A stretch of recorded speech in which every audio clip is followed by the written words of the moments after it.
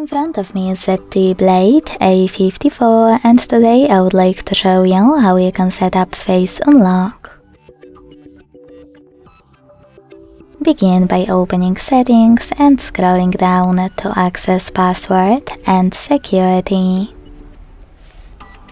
Then tap on face recognition under fingerprint and enter your current login method. When you finished, scroll down, read all of those disclaimers and hit done.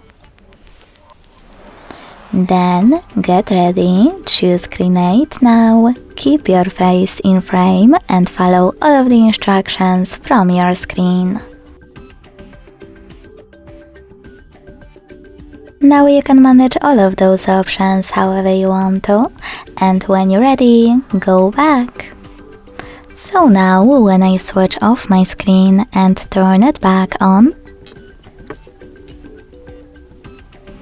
I can see that face unlock is working properly. Thanks so much for watching. If you enjoyed this video, don't forget to leave a like, comment and subscribe. Bye!